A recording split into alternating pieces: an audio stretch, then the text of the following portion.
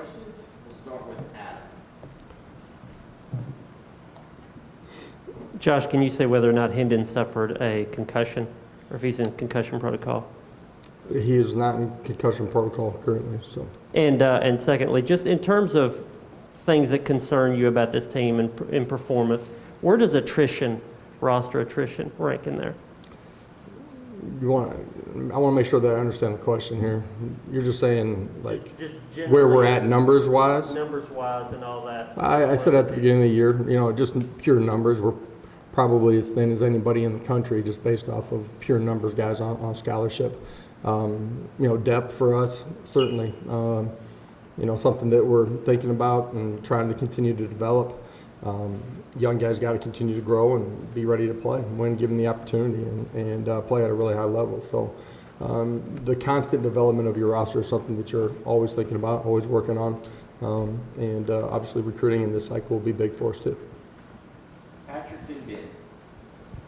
Coach, with the quarterback situation, how healthy is Joe? Where is he at in his rehab? And does that make, with those two guys sort of banged up, does that make this a big week for Harrison? Yeah, Joe was in a situation where he could play, wasn't at a full 100%.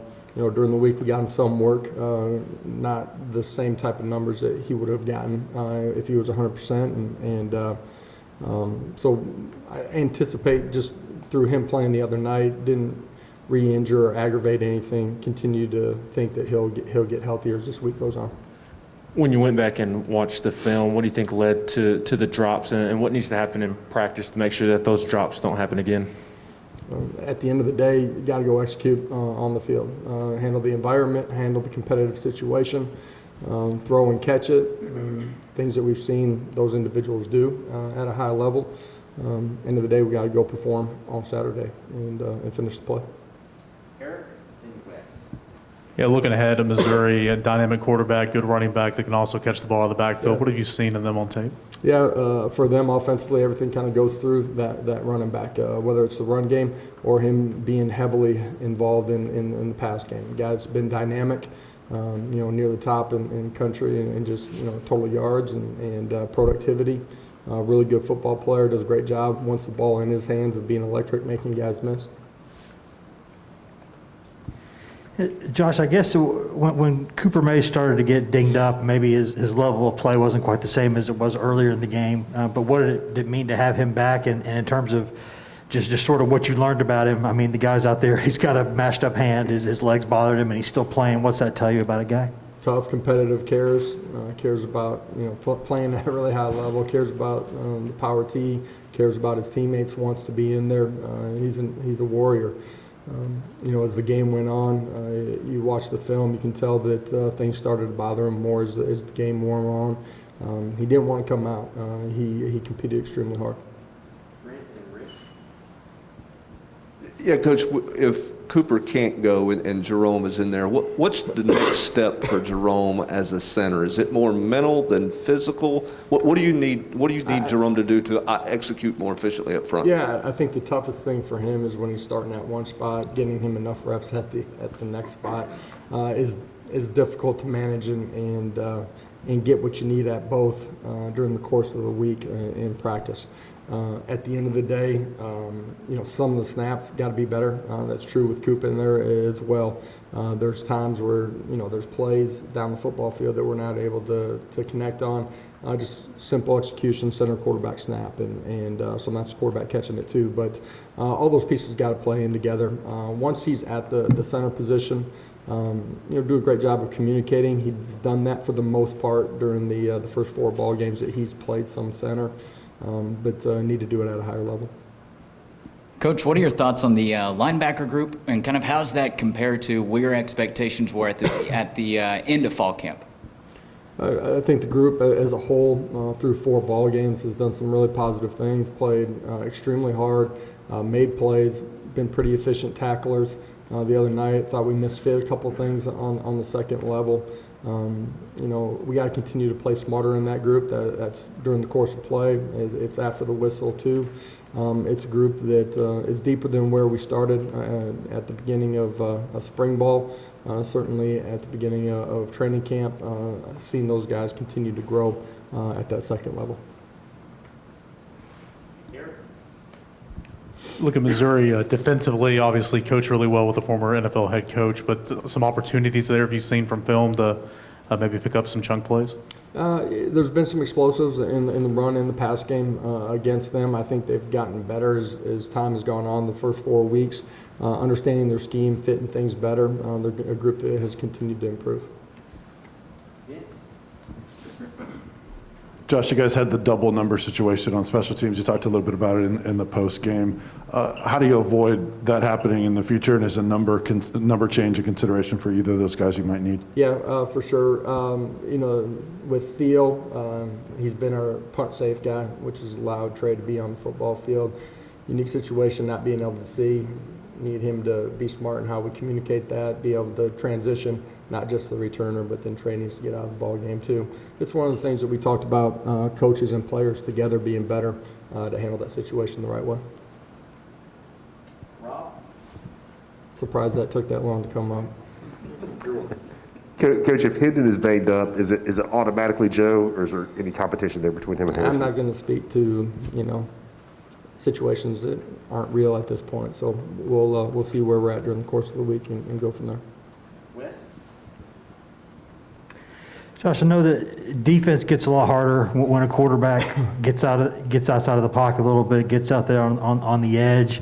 Is there anything y'all can do to sort of maybe make the damage less when it gets there? Because it's happened a few times this year with Pickett and then obviously with Jones. Once they're out, the numbers advantage is in their favor, right? And so as a secondary player, you're caught in a dilemma of continuing to match and cover guys, which you need to do, otherwise you're going to give up explosive plays. Once he crosses the line of scrimmage, you got to do a great job of coming off and making a play.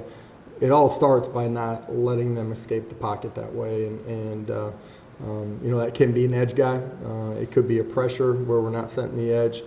It could be, interiorly not having gap control and being able to come off and play the quarterback.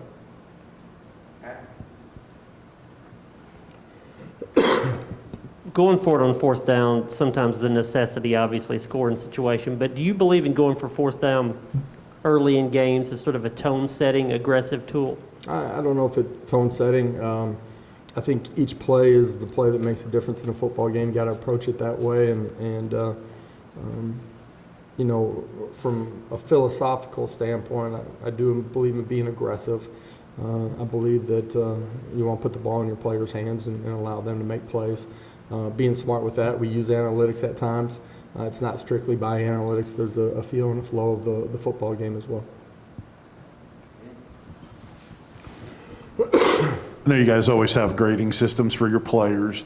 Who have been some of the more consistent guys that have graded out at a high level at any position on your team so far this year? There's been a bunch of guys that have graded out at a high position throughout the course of the season. We recognize guys that we call it 640 club members, guys that competed and played the way that we want to from snap to whistle. We reward guys with game balls.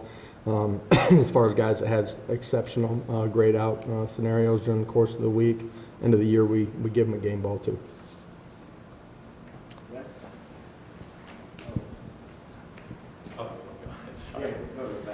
Sorry about that. Coach, you talk about in practice how the quarterbacks and wide receivers are on the same page sometimes.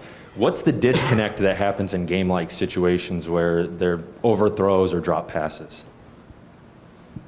Yeah, you're in a live situation, right? It's a competitive environment. It's, it could be pressure inside that forces you to maybe not be as accurate.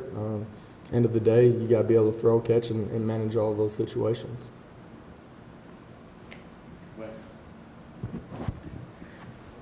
Josh, how would you evaluate the play of those safeties, those older guys back there, and are those young guys getting closer to getting themselves in the mix and helping?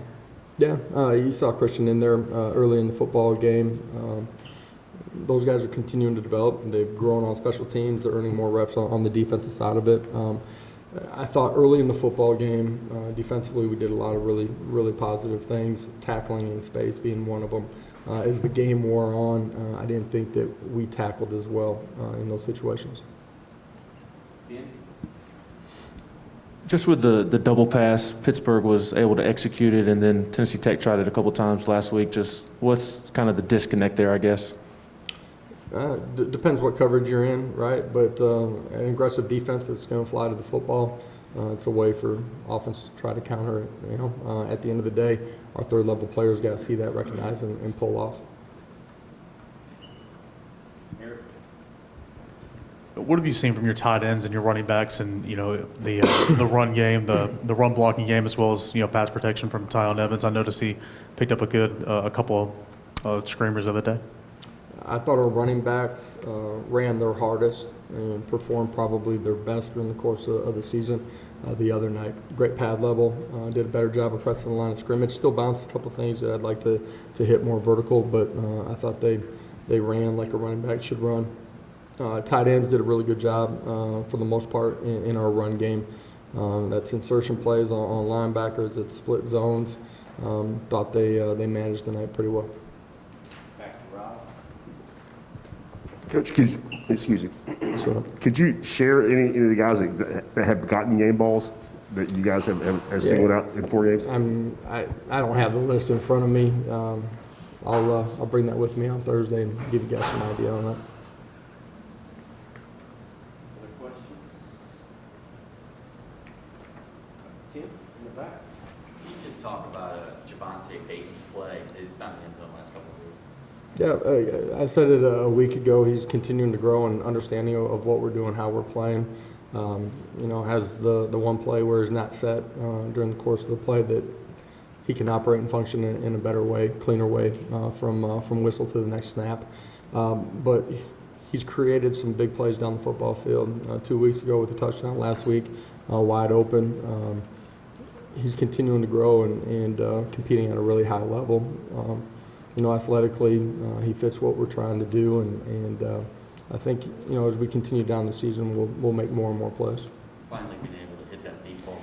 Yeah, that's one positive from the other night, right? Finally, we got somebody behind somebody and actually connected on it. So that was a positive, huge play in the early part of the football game.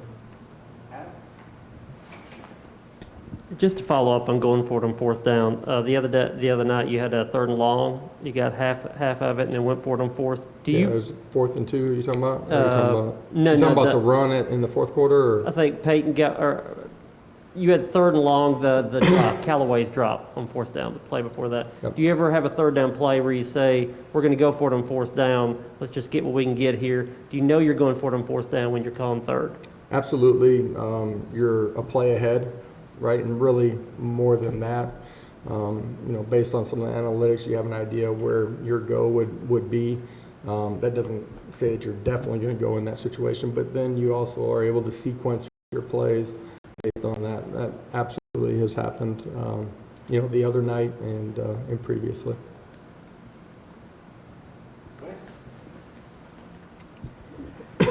Speaking of Jimmy Callaway, was there anything you've been able to say to him the past couple of days? I know he's a kid that y'all like a lot going forward, and just a tough moment in a tough game. Anything you can say to him? Yeah, tough moments for multiple guys, right? And don't let a moment define you.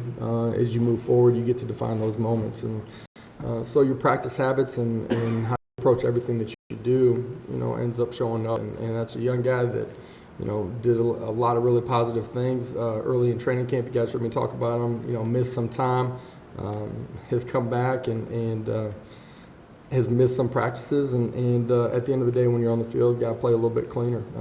Did some really positive things the other night too. The things that weren't so positive, everybody can see. But continue to come back and be a great competitor and have great practice habits that'll lead to a successful moment when that moment arises. Anything else for Coach? Thank you. Guys, appreciate it. Have a great day. Thank you. Better this week, right? My allergy pills kicked in.